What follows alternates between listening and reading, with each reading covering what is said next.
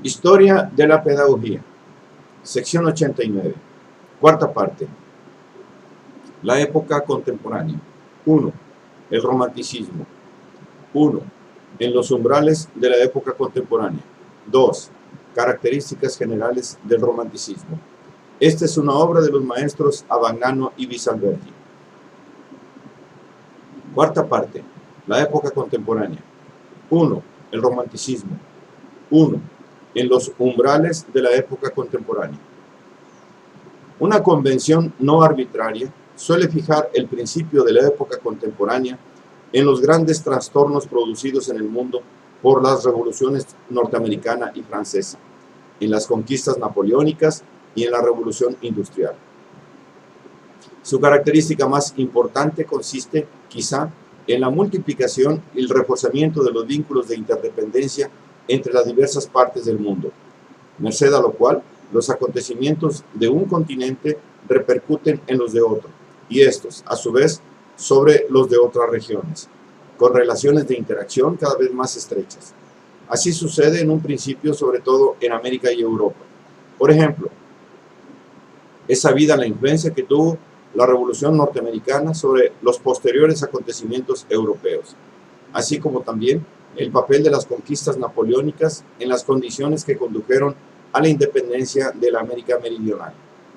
Pero bien pronto, nuevas formas de colonialismo y búsqueda de mercados crearon una espesa red de vínculos económicos, políticos y culturales entre las antiguas y nuevas sedes de la civilización occidental y los otros continentes. El nacionalismo, el industrialismo y el capitalismo son las nuevas características de tal civilización y todas ellas concurren con igual eficacia a la obtención de aquel resultado. La exasperación de esas características se denominará imperialismo y enlutará con 2 guerras mundiales la primera mitad del siglo XX. Pero, como consecuencia de tan dramática evolución, tanto el nacionalismo como el industrialismo se convertirán en banderas de los pueblos coloniales y subdesarrollados, que parecían ser más objetos de ambiciones expansionistas que sujetos de historia. Tanto el capitalismo como, en mayor medida, el socialismo, que es la reacción contra aquel, informan de sí la vida política y social de los países más lejanos y diversos. Los fenómenos económicos e incluso los grandes movimientos de opinión se afirman y desarrollan en todas partes del mundo, y la cultura y sus modalidades de transmisión, es decir, la educación, empiezan a asumir en general una fisonomía uniforme, aún dentro de la variedad de las diversas tradiciones.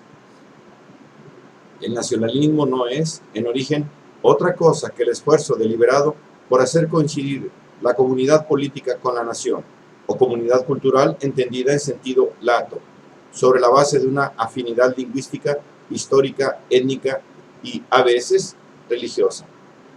La historia del siglo XIX está toda empapada de anhelos o intentos de liberación y unificaciones nacionales, aliados por lo común con el liberalismo político y conscientemente integrados en visiones de paz y fraternidad universal.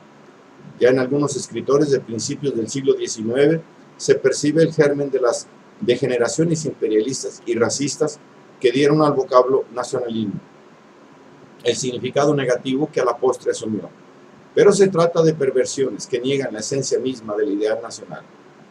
El industrialismo se caracteriza por los métodos de producción mecánica y por la explotación sistemática de nuevas fuentes de energía. Es la única manera de alcanzar el inmenso desarrollo productivo necesario para la subsistencia, por mísera que sea, de una humanidad cada vez más numerosa y en algunas regiones determina un alto nivel de bienestar muy generalizado.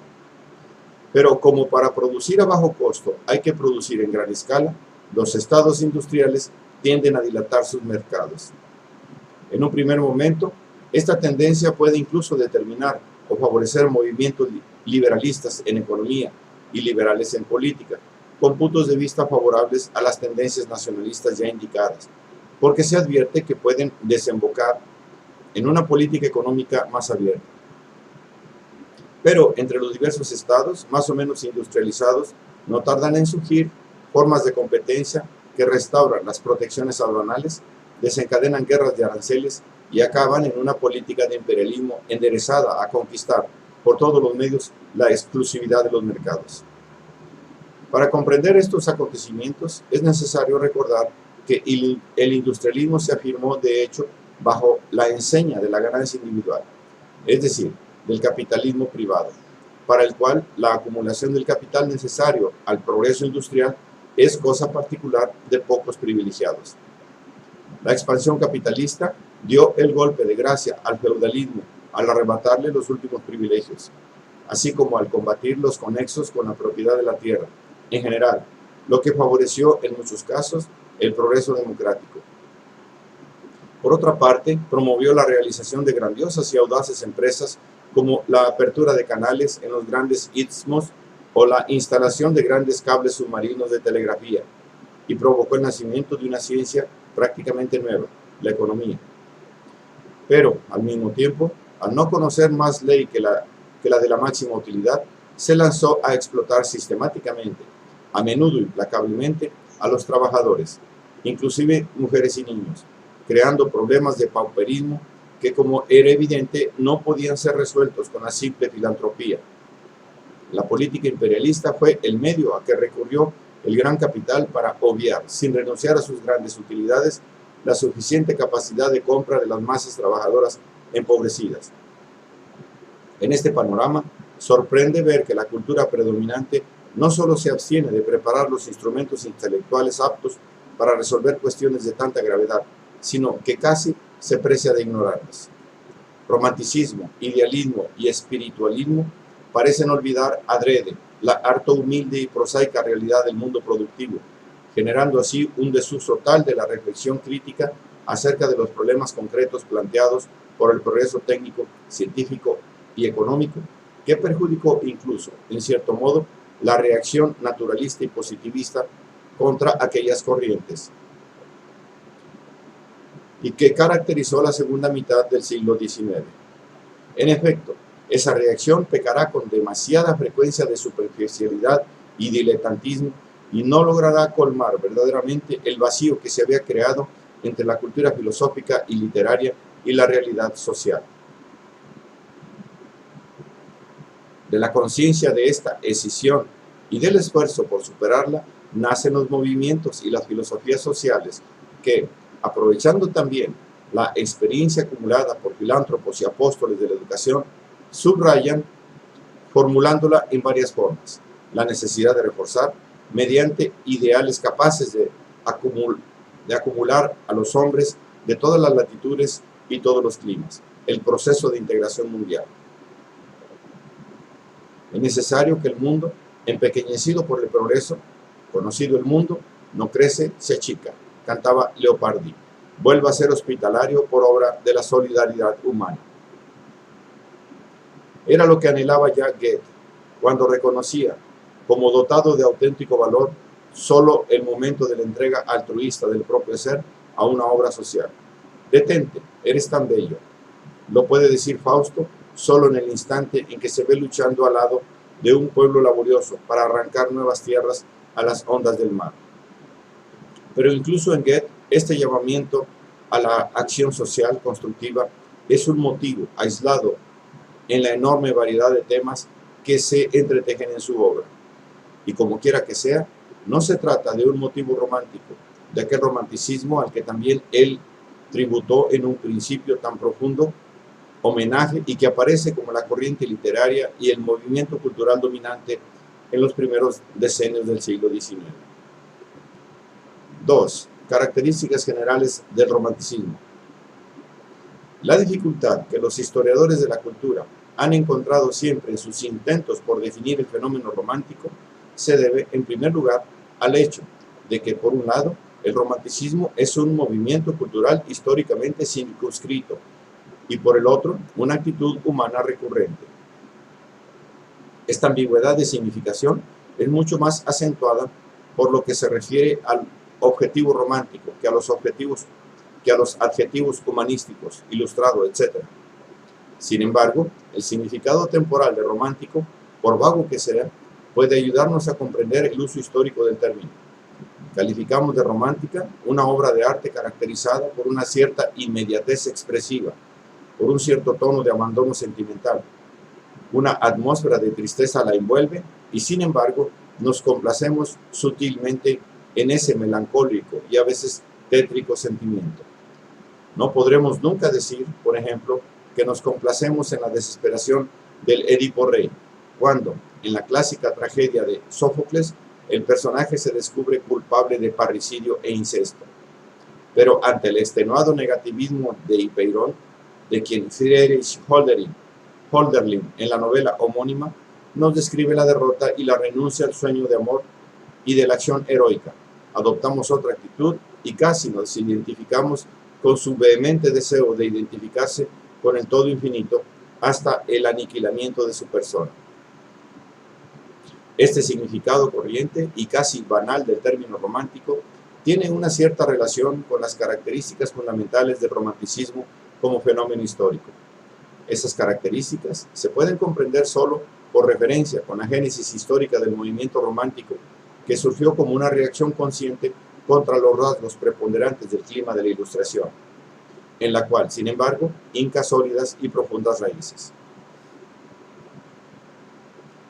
Si la Ilustración se caracteriza por el reconocimiento de que la razón es la fuerza que debe dominar al mundo, aunque siempre está en contraposición a este, como el deber ser frente al ser, piénsese en el kantismo, en su sapere aude y en el imperativo ético, el romanticismo consiste en reconocer que la razón, o mejor dicho, una fuerza infinita, de la que la razón es solo un aspecto, es la sustancia del mundo y en él se mantiene y habita.